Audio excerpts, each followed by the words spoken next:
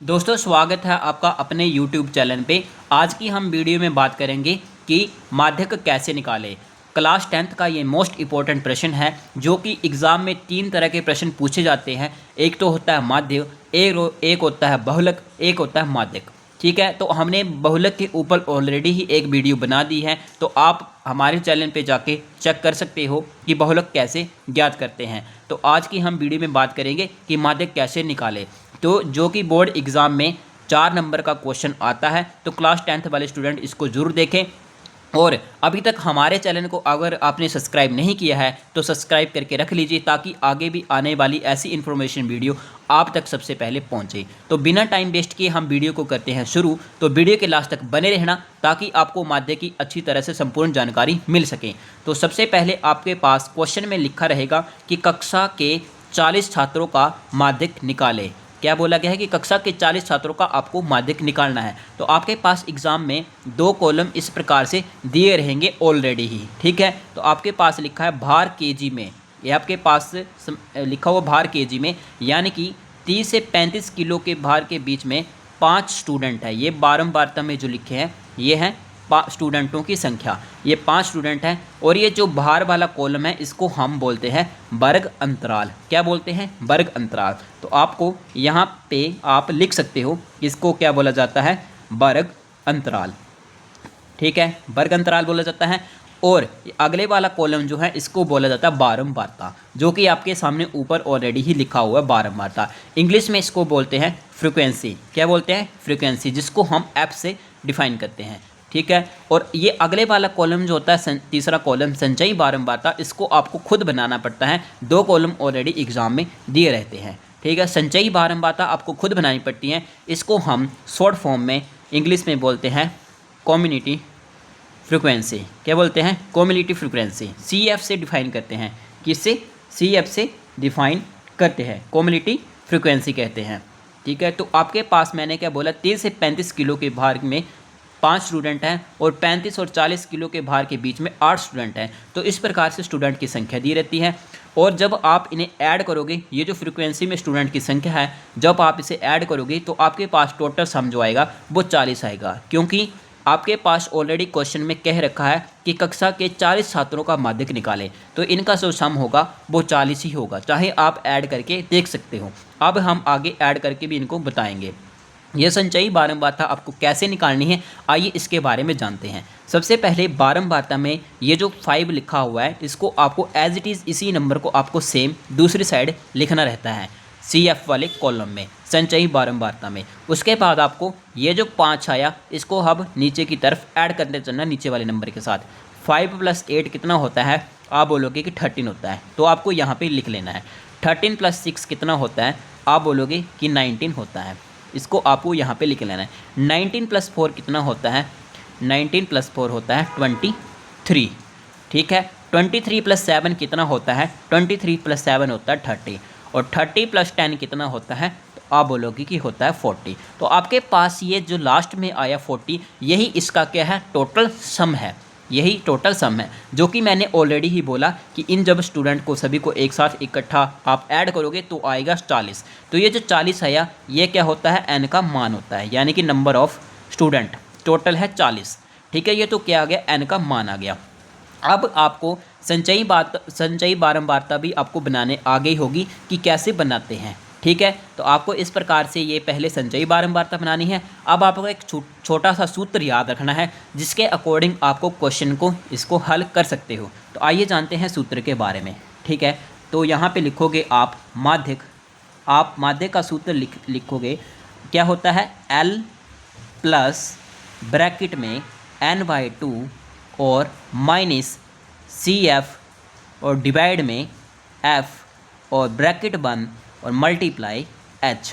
ये आपको सूत्र बड़ी ध्यानपूर्वक याद रखना है, एग्ज़ाम में भूलना नहीं है। मेरे साथ दोहराओगे कि क्या सूत्र होता है? L + n/2 माइनस CF बटा F मल्टीप्लाई H।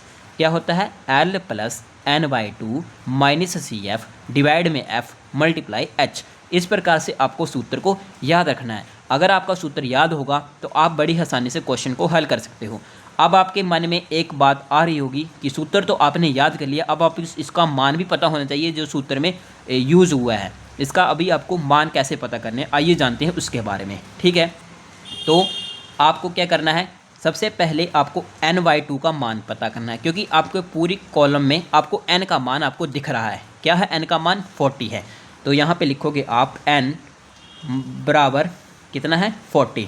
ठीक है, और आपको क्या पता करना है, n/2 यानी कि n/2 का मान पता करना है। तो यहाँ पे n/2 का मान करना है, तो यहाँ पे भी डिवाइड में 2 लगाना पड़ेगा, तभी तो n/2 का मान आएगा। ठीक है, तो आप इसको सॉल्व करोगे तो वह क्या आएगा 20। तो n/2 का मान क्या आ गया 20। ये आपके पास n/2 का मान है 20।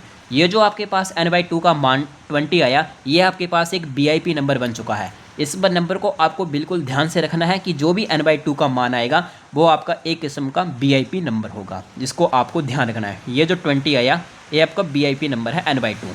ठीक है, क्यों बोल रहा हूँ मैं, क्योंकि अब इसी से ही आपके अगले मान निकलते चलेंगे। जैसे ही आपके पास n/2 का मान 20 आया, अब आपको क्या चाहिए, अब आपको चाहिए CF का मान। किसका, CF का मान। तो आप देखोगे 20 से बड़ा नंबर, 20 से जस्ट बड़ा नंबर आपको देखना है। 20 से जस्ट बड़ा मतलब एक कदम आगे 20 से कौन सा नंबर आता है, तो इस संचयी बारंबारता में देखना होता है। कहाँ पे, संचयी बारंबारता है। फिर 20 से बड़ा 19 छोटा होता है 20 से, तो 20 से जस्ट बड़ा कौन सा है 23 है, क्योंकि 30 तो उससे अगला नंबर आ गया, 23 से अगला।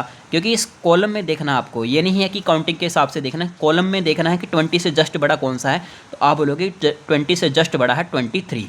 कौन सा है 23, ये आपका कॉलम में 20 से जस्ट बड़ा। तो ये वाले जो कॉलम है पूरा, ये आपका क्या आ गया, VIP कॉलम आ गया। इसको आप ऐसे समझ सकते हो कि VIP कॉलम है ये वाला, ये जो मैं अंडरलाइन कर रहा हूँ ये आपका VIP कॉलम है। ठीक है, इस कॉलम को आपको अंडरलाइन कर लेना कि आपका ये VIP कॉलम है।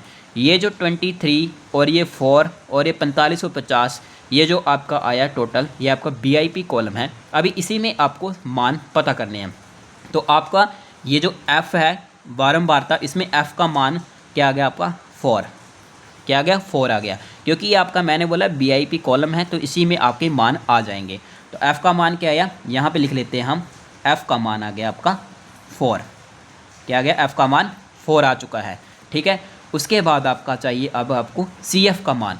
तो CF का मान आप सोचोगे कि CF वाला कॉलम ये है, तो आप सोचोगे कि CF का मान है 23। नहीं, यही तो गलती होती है। CF का मान 23 नहीं है इसमें, क्योंकि जो आपने कॉलम अंडरलाइन किया है, VIP कॉलम अंडरलाइन किया है, तो F का मान तो वही होगा जो उस कॉलम में होगा। लेकिन CF का मान क्या होगा, क्योंकि CF का मान होगा जो ये जो आपने कॉलम अंडरलाइन किया, इससे जस्ट पिछले वाला कॉलम में जो CF का मान लिखा होगा वो आपका CF का मान होगा। जैसे इससे जस्ट पिछले वाला कौन सा नंबर है, 23 से पिछला नंबर कौन सा है 19 है, तो 19 जो है वो आपका क्या होगा CF का मान होगा। ये बस आपको बात ध्यान रखनी है, क्योंकि ज़्यादातर बच्चे जो होते हैं यहीं पे गलती करते हैं। तो CF का मान क्या आ गया 19 आ गया, क्योंकि VIP कॉलम से जस्ट पिछले वाला नंबर कौन सा है 19 है, तो 19 आपका CF का मान हो गया।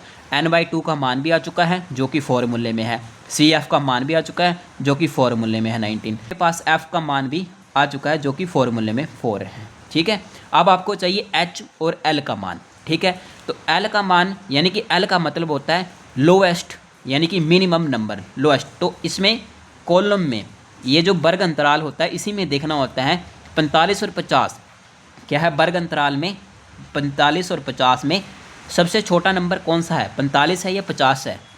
आप बोलोगे कि सबसे छोटा नंबर जो है इन दोनों में 45 है। क्या है 45 है, तो लोएस्ट नंबर क्या आ गया आपका 45। तो यही आपका L का मान आ चुका। तो आपके पास L का मान भी आ चुका है। अब आपको चाहिए H का मान, तो करते हैं डिफरेंस के रूप में डिफाइन। किसमें, डिफरेंस के रूप में। तो H का मान क्या होगा, डिफरेंस होगा। तो यानी कि H का मान डिफरेंस मतलब 45 और 50, ये जो वर्ग अंतराल है इन दोनों के बीच में कितना डिफरेंस है। आप बोलोगे कि 45 में से 50 के बीच में डिफरेंस है 5 का, तो H का मान कितना आ गया 5। तो इसको H को हम डिफरेंस के रूप में पता करते हैं मान। तो H का मान क्या आ गया 5 आ गया, इन दोनों का डिफरेंस होगा वही H का मान होगा। तो आपके पास बड़ी आसानी से सभी का मान आ चुका है। अब आपको बस फॉर्मूले में रखना है और बड़ी आसानी से आंसर लेके आ जाना है। तो आइए सॉल्व करते हैं। तो देखेंगे ज़रा आप फॉर्मूले में। ठीक है, तो यहाँ पे फॉर्मूला आपके पास लिखा हुआ है एल। एल का मान आपके पास क्या आया, एल का मान आपके पास 45। तो आपको लिखना है 45 और प्लस ब्रैकेट 1 और n/2, आगे क्या है n/2। तो n/2 का मान कितना है 20। तो आप लिखोगे यहाँ पे 20 और माइनस का साइन है तो फॉर्मूले में तो माइनस का साइन लगाएंगे। और CF, तो CF का मान कितना है आपके पास आया 19। तो CF का मान क्या लिखेंगे यहाँ पे 19 और डिवाइड में है F। F का मान आपके पास कितना है 4 है। F का मान कितना आ गया 4 आ गया। ब्रैकेट 1 मल्टीप्लाई H का मान आपके पास कितना आया 5 आया है। तो आपने पूरा फॉर्मूले के रूप में मान रख दिए।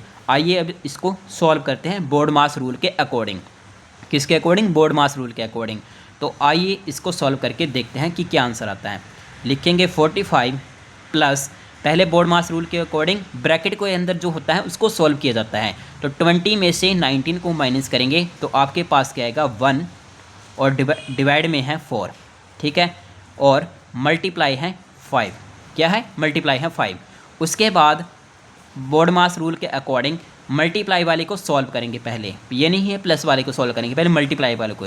तो 5 की सामने मल्टीप्लाई करेंगे, इसकी डिवाइड में कुछ नहीं है तो यहाँ पे 1 लिख सकते हैं। तो आमने सामने मल्टीप्लाई होगी तो क्या लिखेंगे 45 प्लस 5 और डिवाइड में कितना है 4, यही है, ठीक है। अब उसके बाद आपके पास ये ऐड करने वाला प्रोसेस बचा हुआ है, तो इसको आइए करते हैं, किस प्रकार से करते हैं आइए जानते हैं। तो आपके सामने यहाँ पे आप लिख सकते हो बट्टे में 1, क्या कर सकते हो, लिख सकते हो बट्टे में 1। अब आपको क्या करना है, इन दोनों का एलसीएम कितना आएगा 4। अब इनकी आपको मल्टीप्लाई करनी आमने सामने। 4 की इसमें करेंगे तो आएगा 4 5 जो होते हैं 20 का 0 और 2 कैरी, 4 4 जो होते हैं 16 और 2 होते हैं 18। तो आपके पास आया 180 और प्लस का प्लस और 5 5। उसके बाद आपको यहाँ पे सॉल्व करना है कि 180 प्लस 5 कितने होते हैं। हमारे पास जगह कम है तो हम यहाँ पे लिख लेते हैं 180 प्लस 5 कितने होते हैं 185 और डिवाइड में 4, ठीक है। तो आपके पास ही आ गया। अब आपको इसको डिवाइड करना है पूरा, ठीक है। तो आइए जानते हैं इसको डिवाइड कैसे करते हैं बेसिक से। आइए जानते हैं, पहले यहाँ पे लिख लेते हैं 185 और डिवाइड करना आपको 4 से। तो करेंगे तो 4 से पहले 18 तक टेबल पढ़ेंगे तो 4 4 जो होते हैं 16, कितने होते हैं 16 होते हैं। तो 18 में से 16 को माइनस करेंगे तो आएगा 2 और 5 एज इट इज़ नीचे आ जाएगा, ठीक है। अब 4 का टेबल 25 तक पढ़ेंगे तो 4 6 से कितने होते हैं 24 होते हैं। और आपके पास 25 में से 4 माइनस किया तो आएगा 1 और यहाँ पे अपनी मर्जी से 0 लगा देंगे क्योंकि 4 से छोटा हो चुका था तो हमने 0 लगाया। तो 0 लगता है तो डेसिमल लग जाता है। और 4 का टेबल 10 तक पढ़ेंगे तो 4 2 जा कितने होते हैं 8 और 10 में से 8 को माइनस करेंगे तो बचेगा 2 और यहाँ पे 0 क्योंकि डेसिमल लगा तो 0 लगेगी और 4 5 जो होते हैं 20। तो आपके पास पूरा सॉल्व हो गया, क्या आ गया 46.25।